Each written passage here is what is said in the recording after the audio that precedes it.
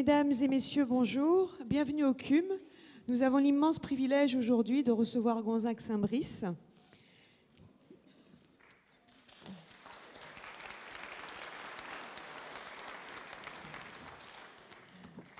Gonzague Saint-Brice qui éclaire le monde des lettres et qui aujourd'hui vient nous parler de Sade, du marquis de Sade, et qui va nous présenter un petit film pour introduire cette conférence. Au nom de Christian Estrosi, député maire de Nice, je vous souhaite une très bonne conférence et la bienvenue, bien sûr, à Gonzague Saint-Brice. Merci. Je sais combien les conférences ici au CUM sont extraordinaires. J'ai entendu parler de celle de mon ami Philippe de Villiers sur Jeanne d'Arc, de celle de notre ami Zemmour. Je suis très honoré de leur succéder. 2015, c'est une date. C'est la date où le 25 janvier 1515, il y a 500 ans, François Ier, qui est devenu roi de France le 1er janvier par la mort de Louis XII, a été sacré à Reims. Il est devenu roi à 20 ans et il a gagné à cet âge la bataille de Marignan, dont je ne me souviens plus très bien de la date. Il est resté ce jour-là 18 heures à cheval, sans boire ni manger. Il est contesté, on l'a vu dans l'émission de Franck Ferrand, mais moi je continue de lui garder mon soutien. Pourquoi? Parce que c'est un roi culturel qui a fait l'édit de Villers-Cotterêts, qui fait que toutes les naissances vont être écrites désormais en François dans toute la France. C'est l'unité de la France par la langue que l'édit de Villers-Cotterêts. Et en même temps, il tend la main à l'Empire ottoman avec son pacte avec Soliman le Magnifique. Le sujet aujourd'hui, c'est le marquis de Sade. Mais je voudrais d'abord vous présenter un produit nouveau, artistique et culturel que j'ai créé. Ne pas revenir sur le passé, c'est la meilleure façon que ce passé revienne sur vous. 1515-2015, c'est l'anniversaire des 500 ans de la Renaissance. C'est en 1515 que François Ier rencontre Léonard de Vinci à Bologne auprès du pape et qu'il invite Léonard en France. Et l'exposition universelle de Milan 2015, c'est l'occasion de se demander si nous ne pouvons pas vivre en France une nouvelle Renaissance. Oui, parce que les Renaissances ne sont pas nées dans des périodes de crise, dans des périodes de faste, elles sont nées dans des périodes de crise. Nous avons besoin en France d'une nouvelle Renaissance. La Renaissance, c'est quoi? C'est le succès de la pluridisciplinarité. C'est l'alliance de la science et du savoir, de la technologie et de la culture. Qui a inventé la première automobile? Léonard de Vinci. Qui a inventé même l'air conditionné? C'est Léonard de Vinci pour le boudoir de beauté d'Isabelle d'Este. Et j'ai désiré, à l'orée de 2015, créer une nouvelle forme culturelle, de rendre hommage à ce que notre pays a de plus beau, avec une série de clips sur les châteaux qui font la France, mais de le faire avec un instrument nouveau qui est le drone. J'ai donc filmé en 2 minutes et demie Versailles, Chambord, Chantilly avec le drone, et aussi, moi qui ai été élevé dans la maison de Léonard de Vinci, j'ai voulu réaliser, à l'âge où Léonard a traversé les Alpes à dos de mulet, le même voyage que lui. Léonard a 63 ans, il est invité par un roi de 20 ans, qui est François Ier. Léonard a fatigué tous ces mécènes qui n'en peuvent plus. Le pape a été méchant avec Léonard à Rome. Il ne fait travailler que Raphaël et Michel-Ange. Et il dit à Léonard, tu commences tout, tu ne finis rien. Aussi, quand à Bologne, Léonard rencontre François Ier qui l'invite en France, il attend un an et c'est au printemps 1516 qu'il traverse les Alpes à dos de mulet, avec dans une sacoche en cuir les 3 chefs-d'œuvre, la Joconde, le Saint-Jean-Baptiste, la Sainte-Anne. Le jour de mes 13 ans, mon père, en hiver, le 26 janvier, me convoque dans la salle des gardes de la demeure familiale du Clos Lucé d'Amboise. Il me dit, c'est un homme très impressionnant qui a fait une très belle guerre, un héros, diplomate. Il me dit, maintenant tu as 13 ans. Oui, papa. C'est l'âge de la robe, prétexte chez les Romains. Je ne savais pas du tout ce que c'est. Oui, papa. C'est l'âge de la majorité chez les rois de France. Je t'autorise, à partir d'aujourd'hui, à aller dormir dans le lit de Léonard, ça te donnera des idées. Et c'est vrai que ça m'a donné des idées, parce que la nuit, je me suis réveillé, vous savez, comme les enfants avec les paupières soudées par le sommeil, et tout d'un coup, dans le miroir qui est à droite du lit de Léonard au Clos Lucé, où il a rendu l'esprit, et ce miroir est épais comme un coffre, j'ai vu les vraies couleurs de la Joconde. Parce que la Joconde, qui est au Louvre, elle est dans une marée verdâtre, les vernis se sont oxydés, et ce ne sont plus ses vraies couleurs. Et on a trouvé en 2014, au musée du Prado, un tableau datant de l'époque de Léonard, contemporain. Pendant que Léonard peint la Joconde, il y a un mec derrière qui peint, Léonard qui peint la Joconde. Et le mec qui peint Léonard, qui peint la Joconde, il peint que la Joconde était bleue. Et ça, c'est au musée du Prado en 2014. Et le grand conservateur du Louvre, Pierre Rosenberg, de l'Académie française, est d'accord avec moi, la Joconde était bleue. Donc j'ai décidé de refaire la traversée des Alpes de Léonard au mois de novembre. Et pour ça, il faut être copain avec les mulets. Parce que les mulets, ce n'est pas facile. Ça botte. Donc j'observe les mulets et je vois que les mules, de temps en temps, quand elles voient un piquet, elles se grattent le cou. Donc dès le matin, avant la traversée des Alpes, je vais caresser le cou des mules, qui d'ailleurs le lendemain me reconnaissent et me font des clins d'œil. Voilà ce que vous allez voir dans ce clip Culture Drone, tourné avec le drone et qui raconte la traversée des Alpes de Léonard. Et vous allez me demander quel est le rapport avec le sujet d'aujourd'hui, le marquis de Sade.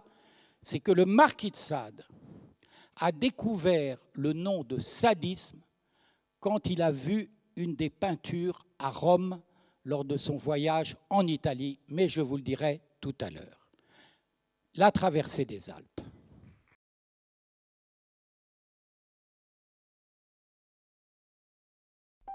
Il était une fois l'histoire de l'amitié d'un souverain et d'un génie. En 1516, invité par François Ier à venir en France, résider à Amboise, Léonard de Vinci traverse les Alpes à dos de mulet avec dans des sacoches en cuir ses 3 chefs-d'œuvre, la Joconde, le Saint-Jean-Baptiste et la Sainte-Anne. Léonard a 63 ans.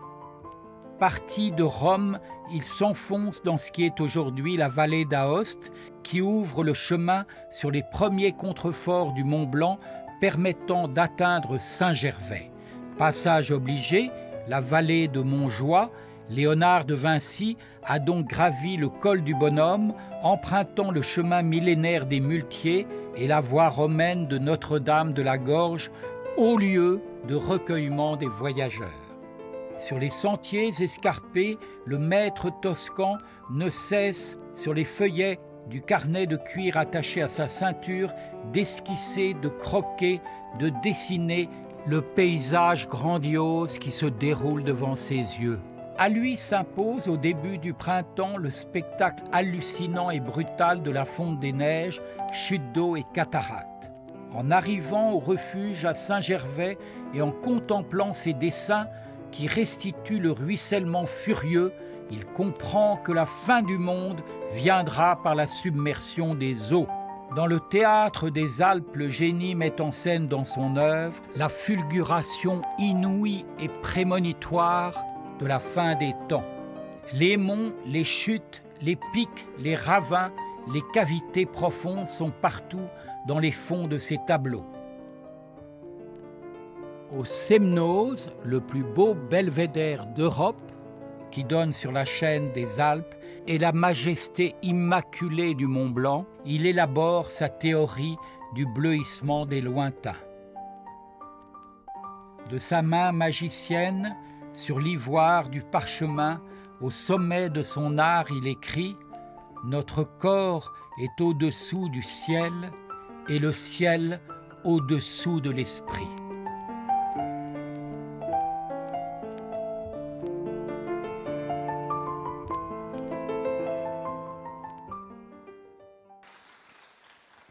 Merci beaucoup. Et maintenant, nous entrons dans le vif du sujet, c'est le cas de le dire, avec le marquis de Sade. Et vous allez voir dans ce clip Culture Drone les 3 châteaux de sa vie, Lacoste, Mazan et Saumanne dans le Luberon.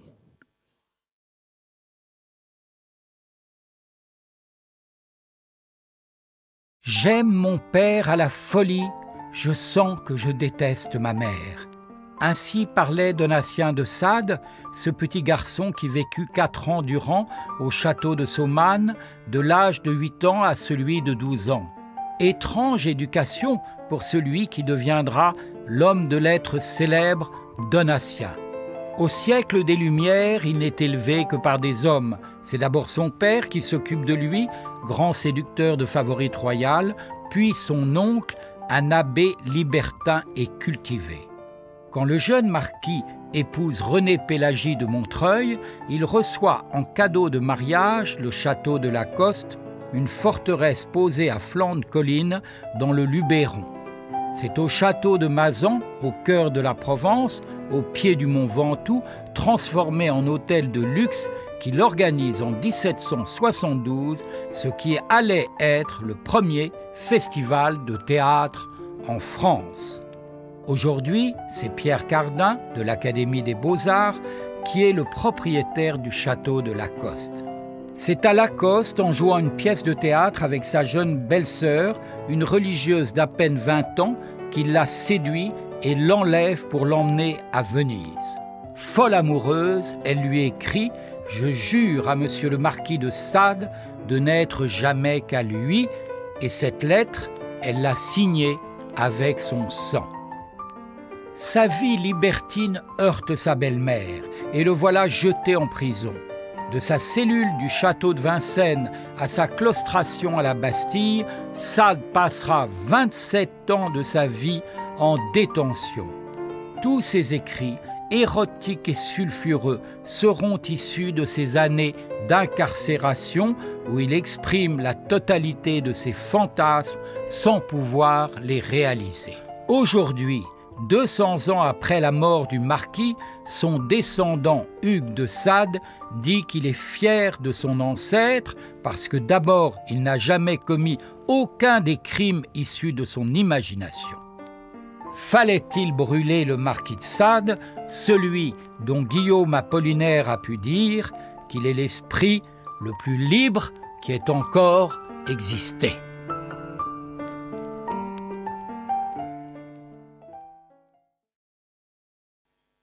Alors, oui, pour écrire sur Sade, il faut surmonter une certaine aversion pour ce monstre qui a fait des horreurs.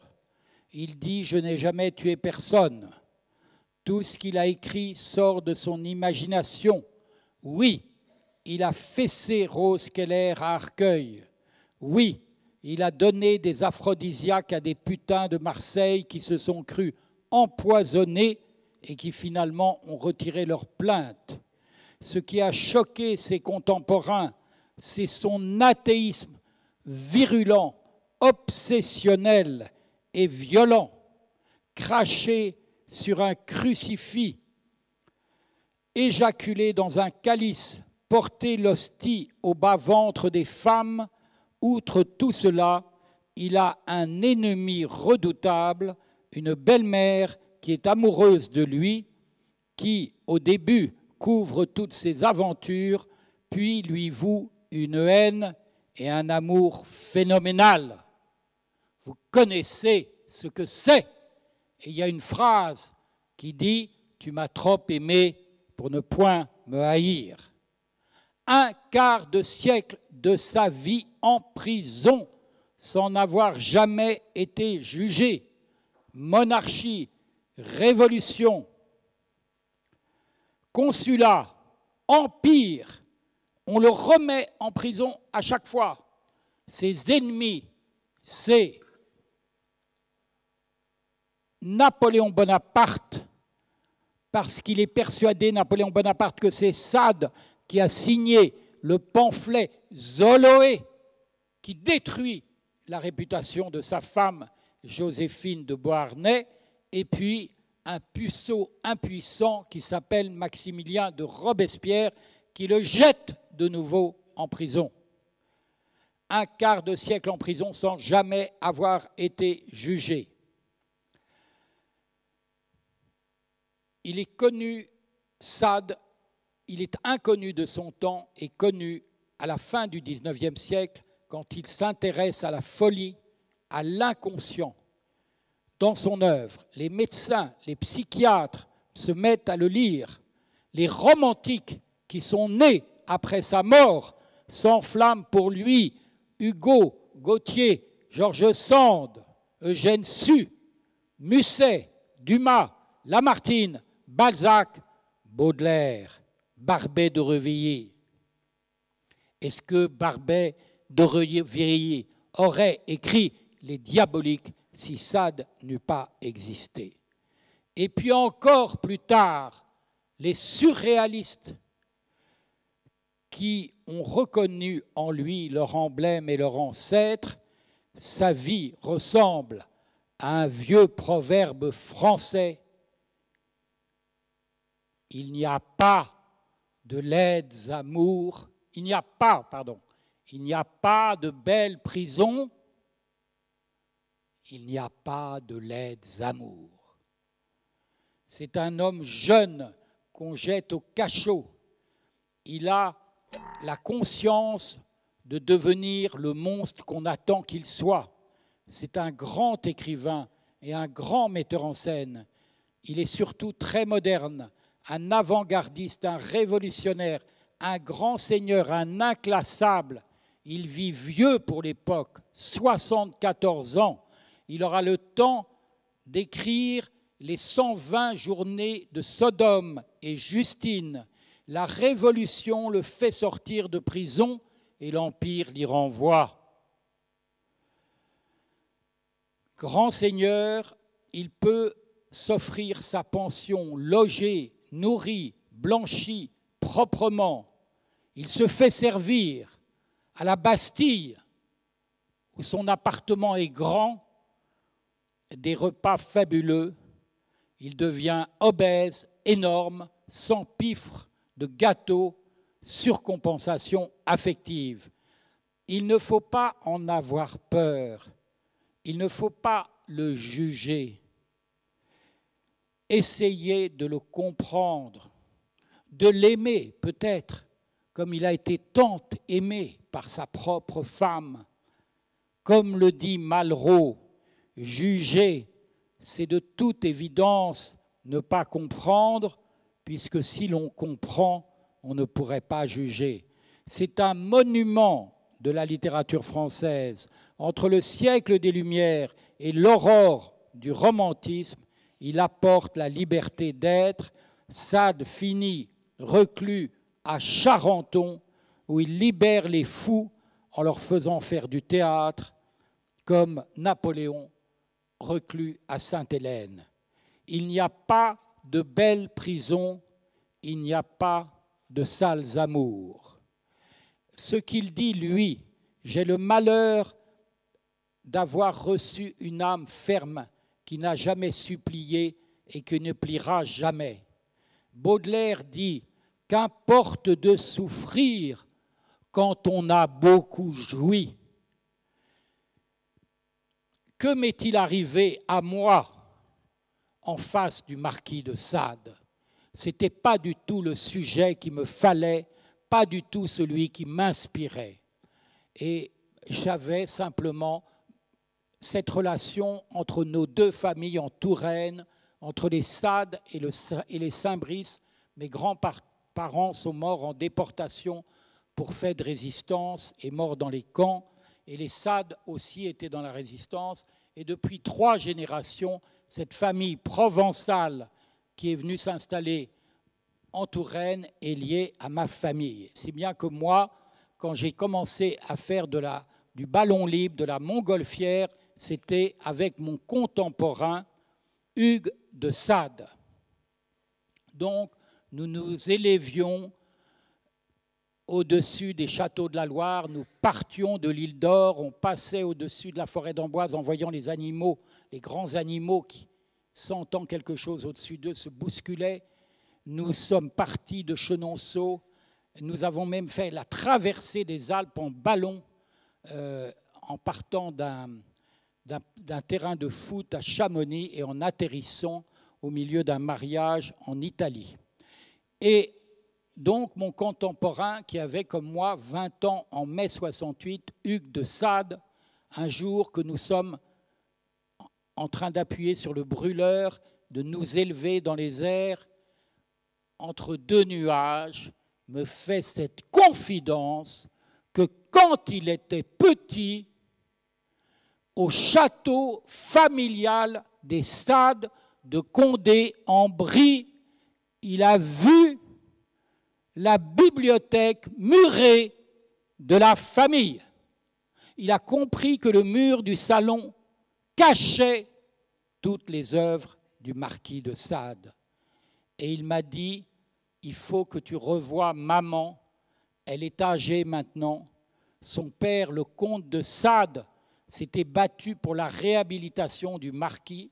Et je vais voir la comtesse de Sade, qui a l'âge de ma mère, à Saint-Cyr-sur-Loire.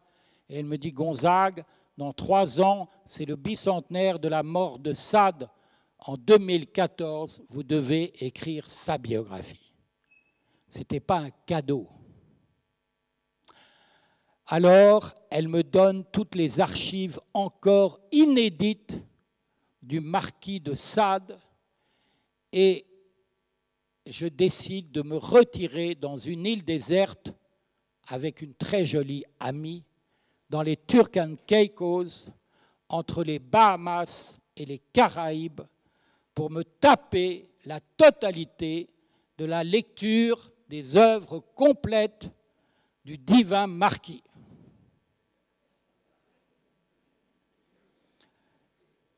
C'était épuisant. Je n'arrêtais pas de souffler sous le regard compatissant des iguanes qui dit, il a l'air malheureux celui-là. Et la belle amie chez qui j'étais, dans son île à demi-déserte, me dit, mais laisse tomber, t'arrêtes pas de souffler, c'est pas du tout pour toi. Et effectivement, en lisant les œuvres complètes de Sade, en me tapant la totalité de son œuvre, des kilomètres d'enculage et des cortèges de crimes, j'en pouvais plus. Donc j'étais prêt à abandonner la promesse que j'avais faite d'écrire la biographie du divin marquis. Mais je suis un biographe. Qu'est-ce que c'est qu'un biographe? Un biographe, c'est quelqu'un qui s'attache à son personnage, qui le suit dans la rue, qui dit non, il ne va pas tourner à la première à gauche, il va tourner à la deuxième à gauche, Et à la stupéfaction, oui, il tourne à la deuxième à gauche. Qu'est-ce que c'est qu'un biographe? C'est quelqu'un qui regarde son modèle à 5 ans, qui le regarde à 10 ans, qui le regarde à 15 ans, qui le regarde à 25 ans, qui le regarde à 51 ans et qui le regarde à 74 ans. Et j'ai vu dans la vie du marquis quelque chose qui m'a fait passer de la répulsion à la compassion. Je vais vous le dire dans quelques instants après une page de publicité.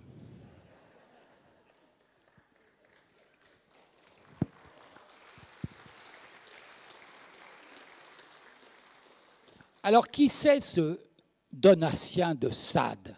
Il dit « Mon goût est réellement pour la solitude, pas d'amis, tout le monde me gêne. » C'est déjà un mec qui n'aime personne. Et pendant ces 27 ans de prison, il va écrire la totalité de son œuvre. Donc, d'abord, il est sexuellement privé dans cette prison. Ensuite, il a une femme qui est folle amoureuse de lui, qui a tout accepté. Vous avez vu dans le clip Culture Drone que Sade épouse Pélagie et qu'avec l'immense fortune de sa femme, il crée un festival de théâtre. Et pendant ce festival de théâtre, il joue lui-même au théâtre avec une jeune fille qui n'est autre que sa jeune belle-sœur de 18 ans, qui est une nonne, une religieuse, mais elle a la bouche ourlée et les seins voluptueux, et il l'enlève à Venise. Et bien malgré ça, sa femme va rester folle amoureuse de son mari. Et elle va le soutenir pendant les 27 ans de détention où ça fume dans la tête de Sade et où il écrit toutes ses perversions. Et je crois avoir compris pourquoi il le fait.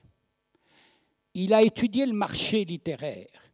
Il s'est dit, sur le plan du bien, il y a tout ce qu'il faut. Il y a Bossuet. Lui, son époque, c'est la cour de Versailles de Louis XV. S'il y a un libertin number one avant Sade, c'est le roi lui-même, avec son parc aux cerfs. Et Sade se dit, car son obsession, c'est la postérité, pour rester, je dois décrire le royaume du mal. Et il le fait si bien, avec une telle application, qu'il va, dans son œuvre, et notamment dans les 120 journées de Sodome, un manuscrit inouï, dont je vous raconterai l'histoire, exprimer chacune de ce que sont les perversions sexuelles qui existent dans le monde. Et il l'a fait si bien qu'aujourd'hui, qu'après lui, tous ceux qui ont écrit sur ce sujet ne pouvaient faire que plus bas et qu'aucun n'a pu aller aussi violemment que lui. Et c'est pourquoi il l'a fait, à mon avis, il a voulu prendre le pouvoir sur cette partie de l'être humain qui est aussi en nous. Et est-ce que c'est un monstre? Non, ce n'est pas un monstre. Et alors il y a quelque chose de bouleversant qui lui arrive. C'est qu'il a une ancêtre qui s'appelle Laure de Noves, qui est la femme de son ancêtre Hugues de Sade à l'époque du Moyen-Âge. C'est la mère de 10 enfants. Elle est morte de la peste et elle a été chantée par le poète Pétrarque qui l'a vue dans une chapelle. C'est comme la rencontre de Dante et Béatrice. Et à un moment, quand il est à la Bastille, qu'il est déprimé, qu'il a envie de se suicider, elle lui apparaît dans sa cellule, pas du tout à la Bastille, excusez-moi, de Vincennes, en février 1779. Il est minuit, il venait de s'endormir, il est réveillé par une lueur, et là, elle lui dit « Pourquoi gémis-tu sur la terre? Viens te joindre à moi. Plus de mots, plus de chagrin, plus de troubles. » Et là, il espère de nouveau. il a toujours eu, c'est un jeune officier qui était assez brave à la guerre et qui a toujours eu l'amour du théâtre. Il dit, c'est sur la scène que le monde s'enseigne. Après les brûlures de l'érotisme, les incendies de la passion, enfin les feux de la rampe. Les entr'actes de ma vie ont été trop longs. Voilà qui était Sade. Et alors un gourmand, amandes, pâté d'amandes, pralines, chocolat, gelée, marmelade, orange du Portugal, fleurs d'oranger, biscuits et vermicelles. Il est passionné par le théâtre. C'est là qu'il joue avec sa jeune belle-sœur. Lui a 32 ans, elle en a 20. Passion, fuite à Venise, enlèvement, consentement. Elle écrit « Je jure à monsieur le marquis de Sade, mon amant, de n'être jamais qu'à lui », signé avec son sang, Anne Prosper de Launay. Prisonnier, Sade s'appelle lui-même du nom de sa cellule Monsieur le 6. Il a 500 livres dans sa bibliothèque. C'est tellement joli ce qu'il écrit à sa femme, c'est tellement beau les lettres d'amour à son épouse, mais il lui demande des trucs bizarres. Il faut qu'elle aille Faubourg Saint-Antoine faire fabriquer un tube pour rouler ses manuscrits, ses textes, mais ce tube doit être rond au bout. Il lui demande d'aller faire un godemichet. Je suis barbare jusqu'à la frénésie quand je bande et cruel de sang-froid, dit-il. À cette époque, il n'a peur de rien. Il est très doux de scandaliser. Il existe un petit triomphe pour l'orgueil qu'il n'est nullement à dédaigner. Simone de Beauvoir a écrit de lui « En prison entre un homme, il en sort un écrivain ». Sade clame « Nous ne faisons aucun mal en nous livrant au vice pour le maintien de son équilibre. La nature a tantôt besoin de vertu, tantôt de vice. Il lui faut cette somme égale de l'un et de l'autre. » Il assiste à la fête de la Fédération pendant la Révolution française. Il montre soudainement une certaine humanité quand il est commissaire des sections au PIC dans Paris. C'est lui qui est en charge des hôpitaux et grâce à lui, avant, il y avait 3 malades par lit. Avec lui, il n'y a plus qu'un malade par lit. Pendant la Révolution, il s'aperçoit de ce qu'est cette violence qu'il a appelée de tous ses voeux. Quand il voit la tête de la princesse de Lamballe en haut d'une pique, quand il voit que son neveu Clermont-Tonnerre, qui a tout donné à la Révolution, est ramené à sa femme déchirée, émasculée, à moitié mort, quand il se trouve, lui, Sade, au pied de la guillotine, il comprend qu'il s'est trompé sur son engagement révolutionnaire. Et lui qui a écrit « Français, encore un effort pour être républicain ». C'est un esprit rebelle, prophétique, et qui a marqué le monde entier, puisque dans ma génération, en mai 68, quand nous montions sur les barricades de la rue des Gay-Lussac, on pouvait lire sur les murs des slogans qui semblaient inspirés par lui. Par exemple, il est interdit d'interdire ou jouir sans entrave.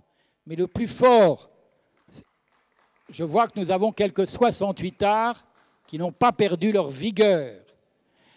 Et cet esprit rebelle, prophétique, sur les murs de la rue Gay-Lussac, inscrit ces graffitis en apostrophes insolites, sadiques de tous les pays, popularisés les luttes du divin marquis. Donc on peut dire que sous les pavés, c'est Page.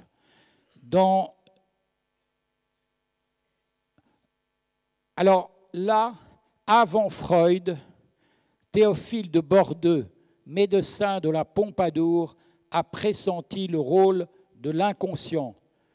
Et Sade déclare « Ce n'est pas ma façon de penser qui a fait mon malheur, c'est celle des autres. »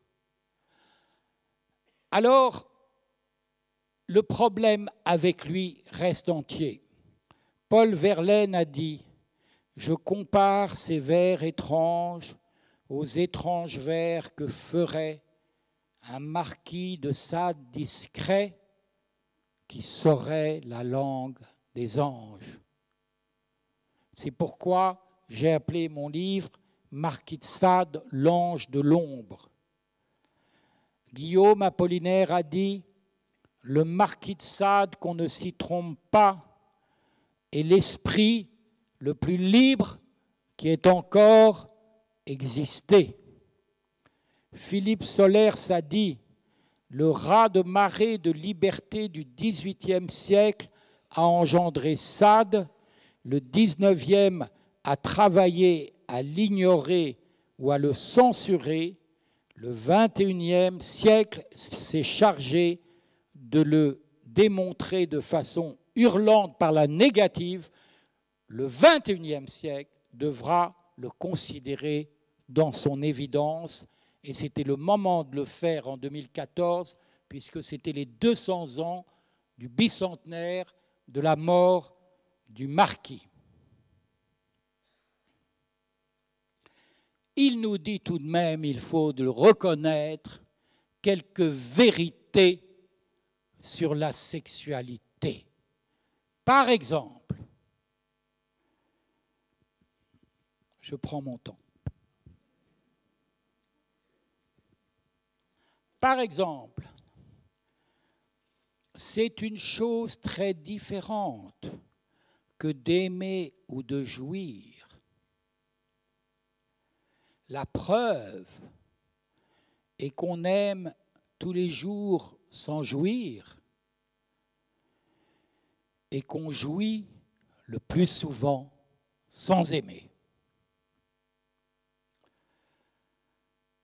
Alors, nous arrivons au moment où le temps est de dire la vérité du divin marquis. Ce qui m'a intéressé, ce n'est ni de faire le portrait d'un monstre de violence qu'il n'est pas, ni d'en faire un enfant de cœur qu'il n'est pas, ni même d'en faire une icône de la littérature qui, sous prétexte de génie, aurait tous les droits. C'est l'intérêt de ma démarche, c'est de ne rien cacher, ni du mauvais, ni du bon, et surtout pas de l'humain. Pourquoi j'ai appelé mon livre « L'ange de l'ombre » ? C'est précisément parce que, et c'est le cas de beaucoup d'entre nous, il abrite en lui et la lumière et les pulsions les plus sombres. Il est capable de toutes les débauches, mais aussi, quand on le charge des hôpitaux de Paris, de veiller à ce qu'il y ait du bonheur pour les malades et de se consacrer à la fin de sa vie. Il décide d'aller habiter avec les fous et il décide de les libérer de leurs obsessions en leur faisant monter sur les planches au théâtre. Alors, ce qu'il faut dire, c'est que cet enfant, j'aime mon père à la folie, je sens que je déteste ma mère, n'a pas eu de mère, pas eu de maman. Il a été élevé par des hommes et il est aussi un pionnier des libertés. Alors sur la sexualité des femmes, il dit ceci: ayant reçu des penchants bien plus violents que nous au plaisir de la luxure, je dis donc que les femmes pourront s'y livrer tant qu'elles le voudront, absolument dégagées de tous les liens de l'hymen, de tous les faux préjugés, de la pudeur absolument rendu à l'état de nature. Sade, pour certains, n'est pas un monstre, mais l'alchimiste génial de nos propres contradictions. Oser afficher à la face du monde sa liberté d'homme libre au-delà des prisons, d'esprit libre au-delà des siècles. Je serai toujours grand, dit-il, par mon innocence. Je serai toujours plus grand par mon innocence et ma franchise que mes ennemis par leur bassesse et les rancœurs secrètes qui les conduisent. En critiquant la société de son temps, en dénonçant sa moralité d'apparence, Sade ouvrit en fait un pan nouveau dans l'histoire de la vérité et l'homme désormais fait face à lui-même, à l'abîme de ses propres contradictions. En fait, sa vie sexuelle, au terme de pratiquement 3 décennies d'incarcération, fut davantage rêvée que vécue. Peut-être l'ancien libertin du XVIIIe et le premier romantique au destin tragique et unique, lui qui écrivait tout ce qu'il pensait sur la puissance des sens et la force de l'imaginaire. Sade a ouvert quantité de pistes, dont la première est celle de l'inconscient sexuel que Freud allait explorer 3 siècles après sa mort. Sade a énoncé cette évidence. Galilée fut persécuté pour avoir découvert les secrets des ignorants qui furent ses bourreaux. Je le suis persécuté pour avoir révélé les mystères de la conscience des hommes et des sots, me tyrannisant.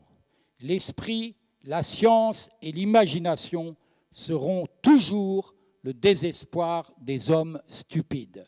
Mais ce n'est pas là-dessus que je vais terminer. Je vais terminer sur ce pourquoi j'ai accepté d'écrire la biographie du marquis de Sade. J'ai subi à son égard, comme je vous le disais tout à l'heure, et 5 minutes avant la fin de cette conférence qui doit s'achever à 17 heures, j'ai subi une transformation, un choc en avançant dans la découverte et la connaissance de la vie de Donatien de Sade. Figurez-vous que quand arrive la Révolution, il a vu ces horreurs de la Révolution. Figurez-vous que là, il se passe quelque chose d'inouï. Sa femme l'adore. Il l'aime depuis toujours. Ils correspondent à partir de la prison. Ça commence au château de Vincennes, ça n'en finit pas à la Bastille. Et voilà ce qui s'est passé quand est arrivé le 10 juillet, 4 jours avant le 14 juillet, à Paris, à la Bastille. Sade a arrangé sa cellule comme un appartement. Il s'est même fait faire une porte, fausse porte, avec un magnifique tissu pour penser qu'il peut l'ouvrir et s'enfuir. Mais derrière, c'est le mur. Il est là, à la Bastille, et tout d'un coup, il entend, pour la première fois, il y a des gens en bas qui s'assemblent. Il se précipite vers la meurtrière et il hurle « Au secours! Nous sommes torturés! Faites-le savoir autour de vous !» À ce moment-là, le gouverneur de la Bastille, M. Delaunay, se dit « Ce mec va foutre le bordel, il va foutre la révolution !» Nous ne sommes que le 10 juillet. Alors il faut le virer. Et dans la nuit, on enlève tout nu le marquis de Sade qu'on va cacher à Charenton. Mais quand il arrive à Charenton, il s'aperçoit qu'il a oublié d'emporter le manuscrit des 120 journées de Sodome sur lequel il travaille depuis des années, de nuit. Il le cache, ce travail. Il ne veut pas qu'on trouve le manuscrit. C'est des petits papiers grands comme la main sur lesquels il écrit et il les colle la nuit, papier par papier avec son urine, et il les cache dans un trou du mur et il a oublié son manuscrit. Alors, il envoie un SMS à sa femme. Allez chercher le manuscrit à la Bastille. Mais c'est la révolution qui commence. La femme essaye d'atteindre la forteresse, où il y a entre nous 2 fous, un dingue et 2 malhonnêtes. Enfin, il y a 5 personnes. Et elle ne peut pas entrer dans la forteresse. Alors on envoie un SMS au marquis de Sade. Je ne peux pas rentrer, ce n'est pas possible, j'ai tout essayé. Et lui, à ce moment-là, ayant perdu l'œuvre de sa vie, il pleure des larmes de sang. Qu'est devenu ce manuscrit? C'est une histoire incroyable. Le manuscrit est ramassé par un aristocrate qui le garde dans sa famille pendant 3 générations. Il est vendu à la famille de Noailles. La madame de Noailles, Marie-Laure de Noailles, a un amant qui est éditeur, qui dit « Mais montrez-moi le manuscrit, je vais l'étudier ». Le manuscrit est dans un tube. L'éditeur part avec le tube et le manuscrit, revient avec le tube, il n'y a plus de manuscrit. Entre-temps, le manuscrit est vendu en Suisse. Et c'est que récemment que Gérard L'Héritier et le Musée des Lettres et Manuscrits rachètent ce manuscrit pour la France.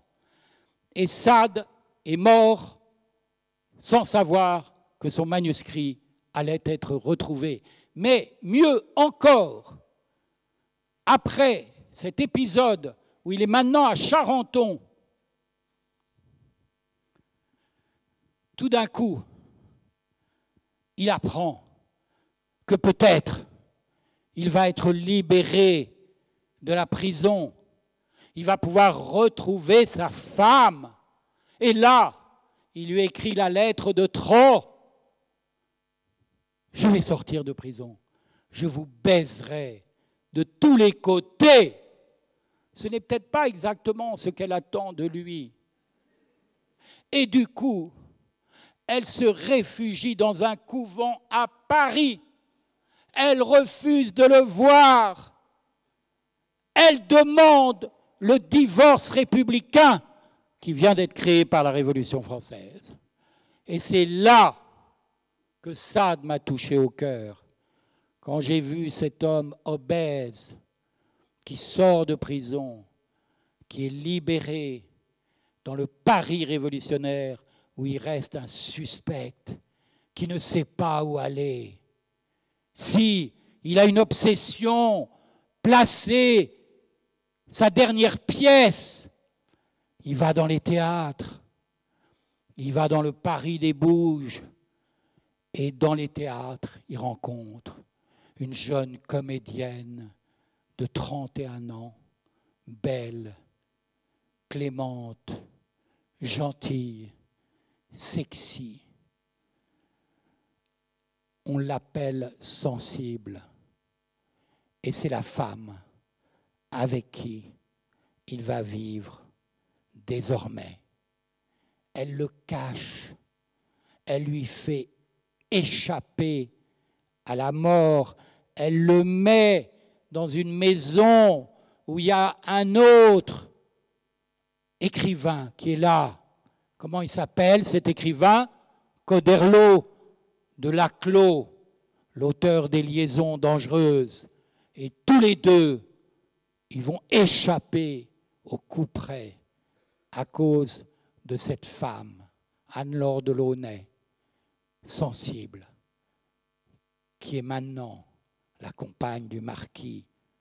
Et alors, ils sont libres, ils essayent d'aller voir où en est le château de Lacoste, mais ça a été pris par les villageois, ils ne peuvent pas y habiter, ils reviennent à Clichy, ils ne trouvent pas de logement, et finalement, avec elle, avec la complicité de celui qui dirige l'établissement des fous, qui lui dit si vous dites que la femme qui vous accompagne est votre fille, je pourrais vous loger. Ils vont vivre tous les deux à Charenton. Mais le plus beau, c'est la fin.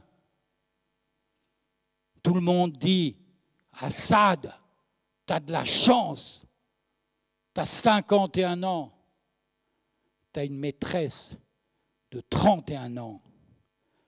Et là, il leur répond, non. Tout ça, le sexe, pour moi, c'est terminé. Il faut que je trouve la vraie citation.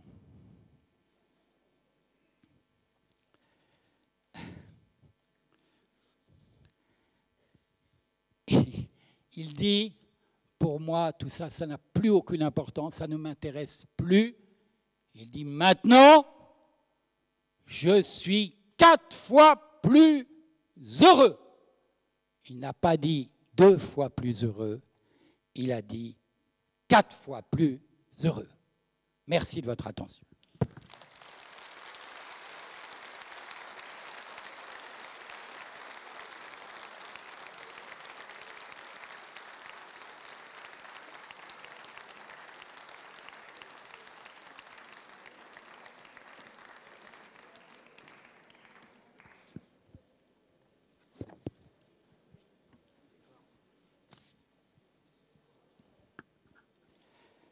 Nous allons maintenant passer à la séance de dédicace, mais avant, je vais quand même vous trouver... Ah, je vous trouve la phrase. Tout cela, ne partez pas, tout cela me dégoûte à présent autant que cela m'embrasait autrefois. Dieu merci, il parle de Dieu maintenant. Je pense à autre chose et je m'en trouve 4 fois plus heureux.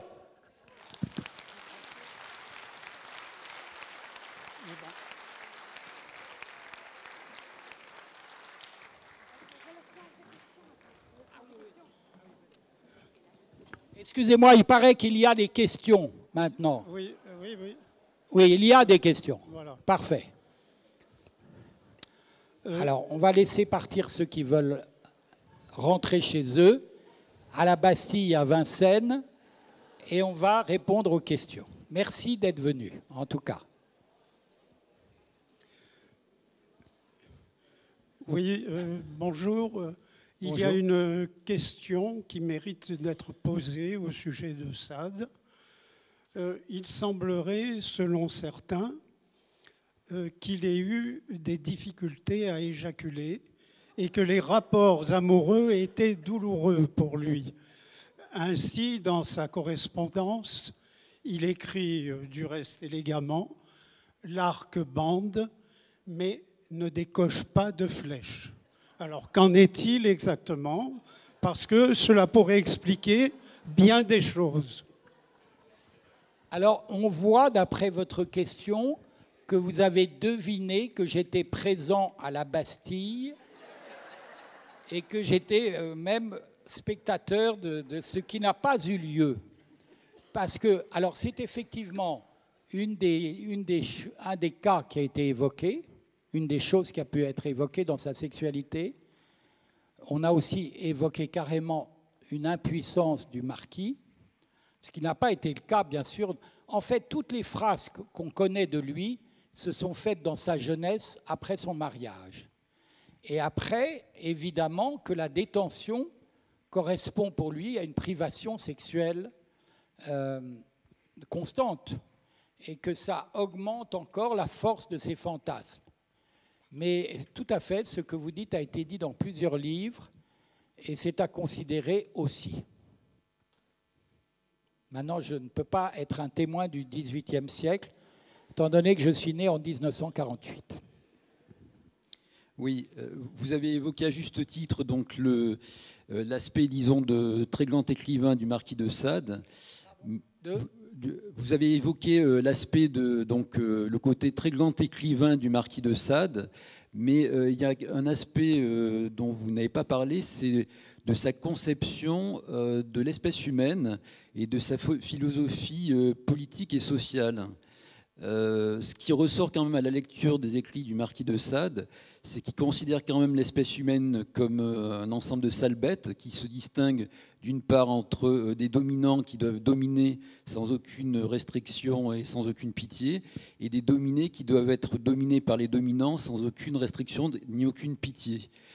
Si on peut résumer un petit peu sa philosophie, c'est ma liberté ne doit en aucun cas être limitée par la liberté des autres.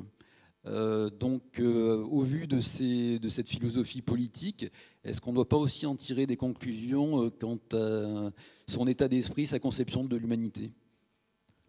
Vous avez tout à fait raison, et ça fait partie de ma répulsion profonde pour le marquis, que ces théories qui sont en fait des théories, oui, de domination du plaisir sur tout lien humain. Mais alors, c'est vrai que ces théories sont monstrueuses, mais pas toutes.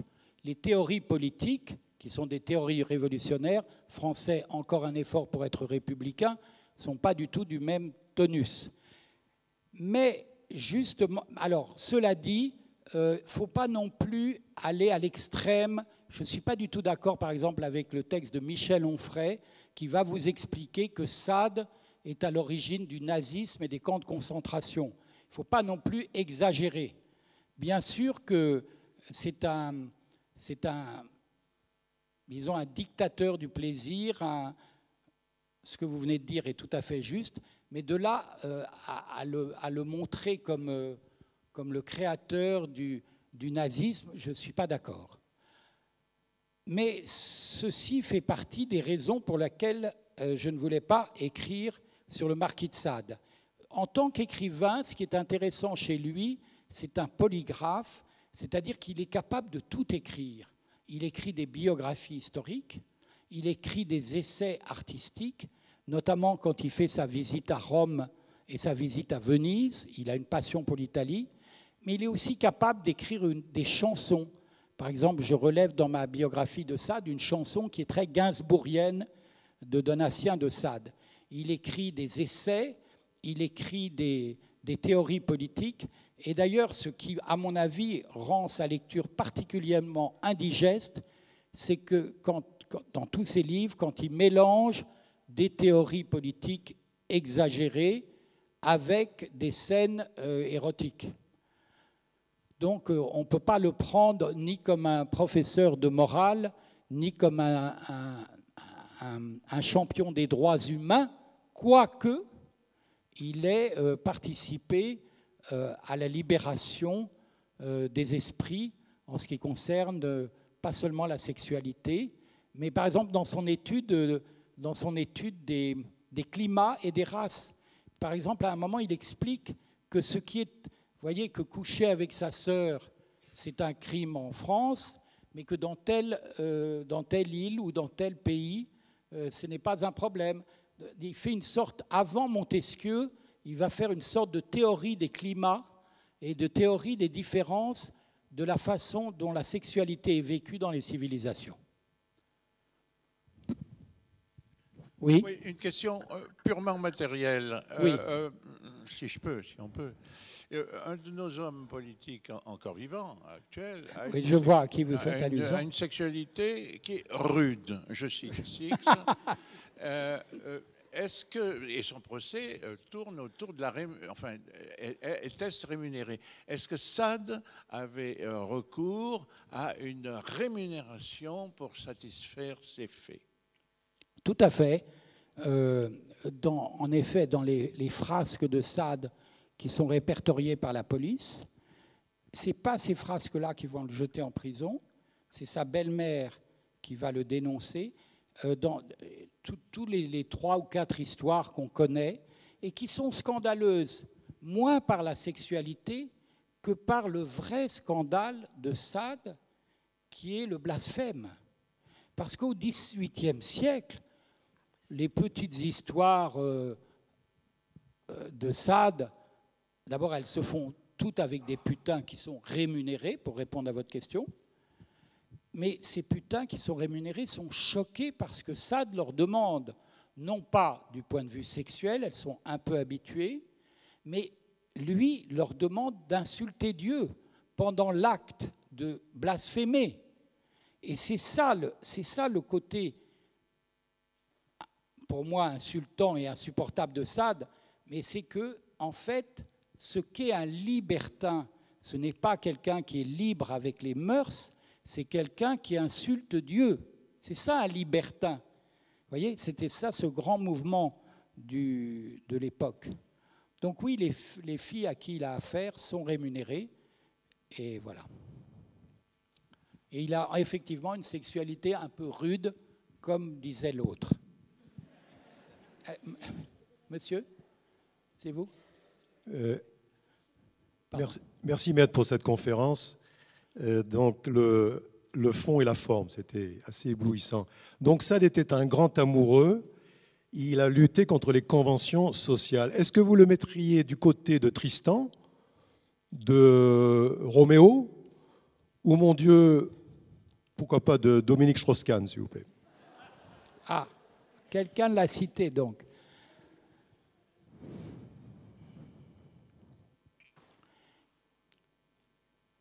Ce qui est extraordinaire dans Sade, c'est le a posteriori. Quand vous lisez sa vie, un officier débauché, s'il n'y avait pas l'écriture, il y en a beaucoup comme lui à son époque, y compris le roi Louis même, Louis XV, en personne. Ce qui est extraordinaire, c'est le décalage horaire de son message. Quand il est vivant, l'œuvre n'est pas publiée ou elle est publiée sans être signée. Elle ne commence à être connue que quand il est mort. Elle est lue par qui? Par des jeunes hommes qui se précipitent à la bibliothèque de l'Arsenal, à l'enfer de la Bibliothèque nationale, et qui sont les romantiques. C'est ceux que j'ai cités, c'est Lamartine. Par exemple, La fille aux yeux d'or. Le lesbianisme dans La fille aux yeux d'or de Balzac, c'est du Sade. Donc son œuvre ne commence à exister que quand il n'est plus là. Et son œuvre existe encore plus quand les dates s'éloignent, quand le temps s'enfonce dans l'éternité, où il devient encore plus fort. Oui, il influence les romantiques, mais plus fort encore, il influence les surréalistes. Et aussi le côté mondial de cette œuvre, que ce soit Octavio Paz, que ce soit l'Amérique du Sud, que ce soit la Russie, que ce soit Moscou, que ce soit... Il est compris partout. Pourquoi est-ce qu'il est compris partout?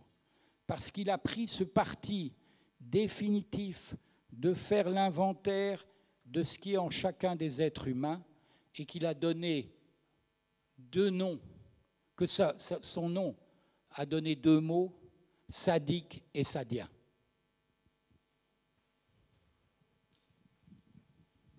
Bonsoir. Bonsoir. Moi, je suis pour qu'il y ait vraiment une révolution, c'est une révolution sexuelle, vous voyez. Que les gens descendent dans la rue, mais même au niveau international, mondial. Hein. Et puis même, je pense que l'Église a fait beaucoup de mal au rapport entre l'homme et la femme, pas que sexuel. Voilà, c'est tout ce que je voulais dire. S'il faut descendre dans la rue pour cette révolution, je suis le premier. Hein, vous voyez. Voilà. Écoutez, vous êtes tout à fait en écho avec le divin Marquis, parce que en effet, c'est sûr, sa révolte elle est moins contre la monarchie que contre l'Église. C'est ça son combat à lui. Est-ce que vous pourriez nous dire la différence qu'il y a entre les deux grands libertins du XVIIIe siècle, à savoir le marquis de Sade, dont vous êtes le spécialiste, et Giacomo Casanova? Ça, c'est intéressant. Bravo pour cette belle question. C'est très simple. Pour moi, Sade aime la mort, Casanova aime la vie.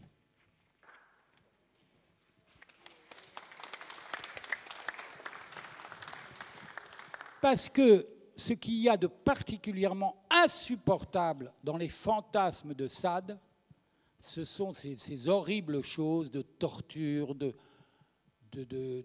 tuer quelqu'un pendant qu'on fait l'amour. Enfin, c'est épouvantable. Je sais pourquoi il a écrit ça, pour avoir tout décrit. Mais ça, quand même, ça donne à son personnage quelque chose de sordide, d'affreux et de définitivement condamnable. Tandis que Casanova, c'est l'hymne à l'amour, à toutes les formes d'amour, au recommencement de l'amour. Même quand Casanova parle de ses anciennes amantes, quand il revoit une femme qu'il a aimée, ce qu'il dit sur elle, c'est inouï de beauté. Donc, je vote Casanova.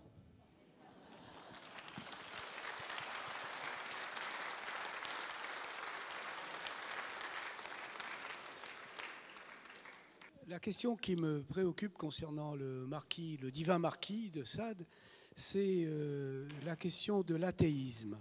Est-ce que le marquis de Sade était athée ou bien était-il, c'est un peu ma thèse, un athée contrarié, c'est-à-dire par rapport à sa position sur la mort, justement, n'était-il pas finalement un très grand chrétien? Alors ça, c'est très intéressant. Et à la fin de mon étude, je suis parvenu à cette question que vous venez de poser. C'est un chrétien contrarié, mais il nie tellement Dieu qu'il ne peut pas ne pas le considérer. Il a un tel acharnement à ce que Dieu ne doive pas exister qu'il doit bien l'avoir ressenti quelquefois, son existence. Et c'est pourquoi je vous ai raconté l'histoire de l'apparition de Laure de Noves dans la prison de Vincennes. Et à la fin de sa vie, il a fait un retournement complet quand il a eu cette relation avec Anne-Constance Quesnay et quand il a dit ce qu'il a dit sur le sexe que je vous ai dit tout à l'heure. Et on dit que dans sa dernière demeure, après sa mort, on a vu s'échapper de sa chambre un abbé. Aurait-il reçu l'extrême onction? Je vous répondrai en deuxième semaine.